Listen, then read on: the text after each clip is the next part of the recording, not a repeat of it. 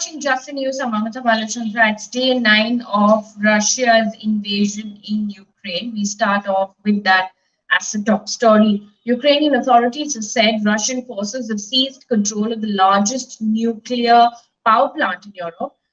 There was a fire that was reported in a training building outside this power plant overnight during intense fighting between Russian and Ukrainian forces. Now, though the fire was later extinguished, the incident sparked concerns that radiation could leak from the damaged power station. Now, the head of the United Nations Atomic Watchdog has said that there has been no release of radiation at this power plant that was targeted. Additionally, according to a report by the Associated Press, 3 Ukrainian troops were killed and 2 wounded in the Russian attack in this power plant. Ukraine's president has accused Moscow of trying to repeat the Chernobyl nuclear disaster and said that he had spoken with international leaders, including US President Joe Biden, about the crisis at the nuclear plant.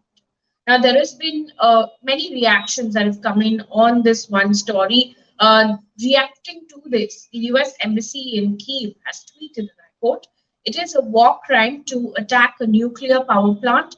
Putin's shelling of Europe's largest nuclear plant takes his reign of terror one step further." End quote.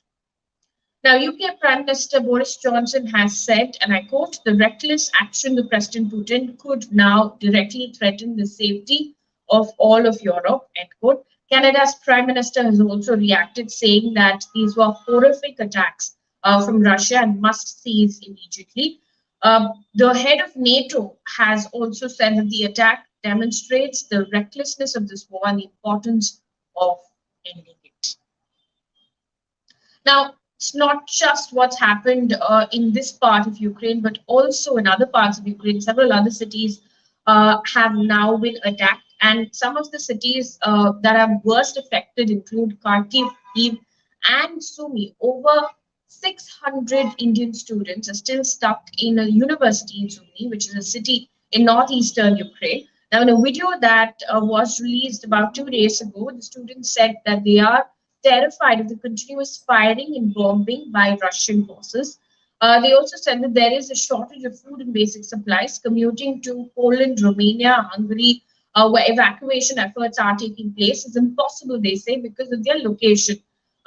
Now, Russia has said, and this is according to TASS news agency, and I quote, "A total of 130 comfortable buses are ready to depart to Kharkiv and Sumy, and that rescue operations will continue," is what they have said. However, the students say that they are still waiting to be evacuated.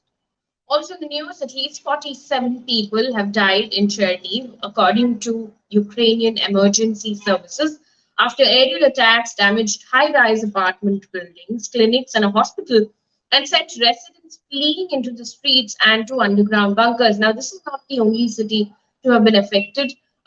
Ukraine's second largest city, Kharkiv, has also been extremely badly affected because of Russia's shelling. Meanwhile, an update on the number of people who have passed away.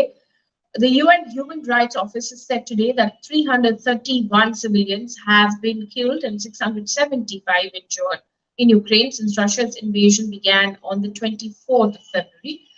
It said that the real toll was likely much higher than this number. Meanwhile, the second round of talks between Russia and Ukraine took place just yesterday.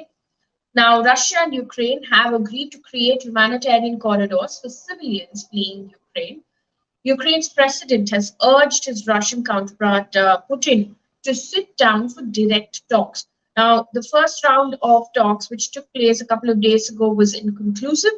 The Kremlin today has said that what happens next in the negotiations over Ukraine would depend on Kyiv's reaction to this week's talks between the two sides.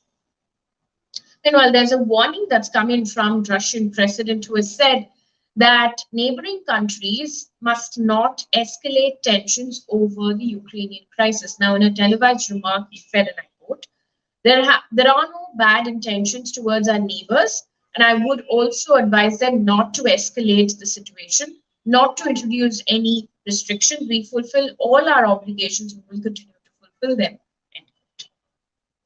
Meanwhile, Russia's parliament today passed a law wherein a jail term of up to 15 years can be imposed for spreading intentional fake news about the military. Now, this comes as Russian officials have repeatedly claimed that false information is being spread by Russia's enemies, such as the West.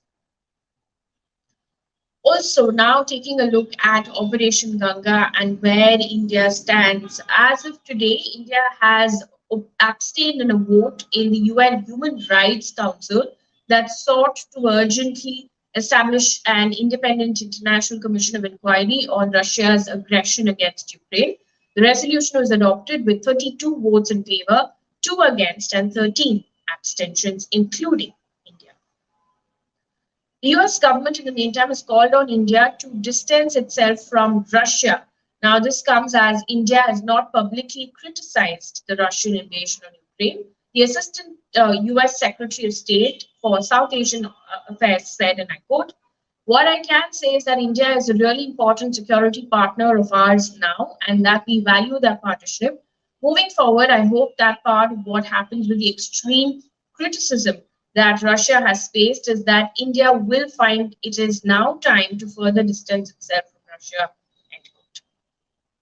Meanwhile, Prime Minister Modi today chaired a high-level meeting, and this was an 8th meeting on the Russia-Ukraine crisis. The meeting comes amid reports of Indian student being shot at Kyiv and hospitalized. And this is confirmed by Union Minister General V.K. Singh, who spoke to ANI today. Said that he had received reports that a student who has been shot has been hospitalized. According to NDTV, he was shot multiple times while trying to escape from Ukraine capital.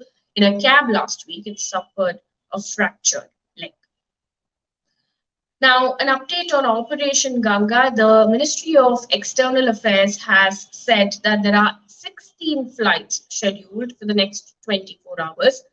Including an Indian Air Force's C-17 aircraft. Now, spokesperson Arindam Bakshi has said, and I quote, "We have managed to get some buses there. 5 buses are already operational, more buses later in the evening. About 700 students are still stuck in Sumy. We are concerned about Sumy." Meanwhile, a shocking remark that's come in from a Karnataka MLA after 21-year-old student Naveen Shekharappa had died in the shelling in Ukraine. Karnataka BJP MLA Arvind Vella said, and I quote, "More space is needed to bring a dead body on flight. In the place required for a dead body, 8 persons could be accommodated and brought back." End quote. Now, he was responding to questions on the uncertainty over when Naveen's body would be brought back to Haveri, his hometown. But shocking statement, nevertheless. On to world's reaction at this point in time. According to United Nations Human Rights Council, over 1 million people have fled Ukraine to neighboring countries. Now, this is in the first 7 days of the war. This is also a little over 2% of the entire country's population. Also, NATO's Secretary General has said that Russia is dropping cluster bombs on Ukraine. While speaking to reporters, he said, and I quote, "We have seen the use of cluster bombs and we have seen reports of use of other types of weapons which would be in violation of international law." Also, the news, the entire staff of independent Russian media firm TV Rain resigned on air after Russian authorities suspended its operations over its coverage of Ukraine war. This is a report by Reuters, which says that they said no to war in the final telecast as the employees staged to walk out from the studio. The channel later said in a statement that it had suspended the operation indefinitely. Moving away from this big story now to COVID roundup, starting off with a report coming in from Mumbai where the BMC has said that the results of the 10th round of genome sequencing of COVID positive samples were found to be 100% Omicron variant. All 237 samples that went for genome sequencing are of the Omicron variant. On a positive note, the city did not report any COVID death for the 7th consecutive day. And some big news coming in from Bihar right now. The tragic incident, 14 people were killed, 10 injured in Bhagalpur house blast. Now, the blast took place in an alleged illegal firecracker unit being run from a house in Bhagalpur. The Bihar police has now initiated a probe led by Patna ATS. Now, speaking on this incident, the Chief Minister of Bihar said, and I quote, I have taken full stock of the situation from the State Chief Secretary and the DGP. The matter is being probed and we are monitoring the relief and rescue operations, and treatment is being given to the injured. In the meantime, in the Karnataka budget announcement today, Chief Minister Basavaraj Bommai has proposed no increase in taxes. He also holds the finance portfolio and has expressed his government's commitment for the implementation of the Mekedatu project. Now, there was a significant allocation there for that project. About 1,000 crore rupees has been allocated for this project, which Tamil Nadu opposes, and there's been a massive controversy there. Karnataka, if you remember, is set to go to polls next year. On to international news right now. News coming in from Pakistan. A suicide bomber struck inside a mosque in Pakistan's Peshawar during 5-day prayers, killing at least 56 worshippers and wounding 194 people, according to a report by the Associated Press. No militant group immediately claimed responsibility for the attack. On to sports news right now. Extremely tragic news coming in. Legendary Australia leg spinner Shane Warne has passed away at the age of 52. This was first reported by Fox Cricket, which reported that according to the management statement, it said, and I quote, Shane was found unresponsive in his villa, and despite the best efforts of medical staff, he could not be revived. The family requests privacy at this time and will provide further details in due course, end quote. Now, Warne took 708 test wickets, the second most of all time, in 145 matches across a stellar 15-year career. He won the 1999 50-over World Cup. And for Australian cricket, this is bad news in just a matter of 24 hours because Rod Marsh, after suffering a heart attack last week, also passed away. So this is extremely devastating news.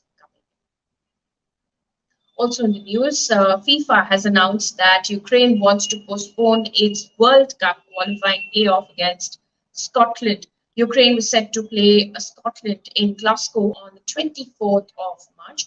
FIFA said that it is in talks with Scottish officials and European soccer body UEFA to find an appropriate solution. That brings us to the end of this bulletin. Thank you so much for watching. For people who are watching, tell us what you would like to pick up for us to elaborate on. For instance, a topic for the whole story that you would like us to pick up. Mention in the comments below. Thank you so much for watching. Good night.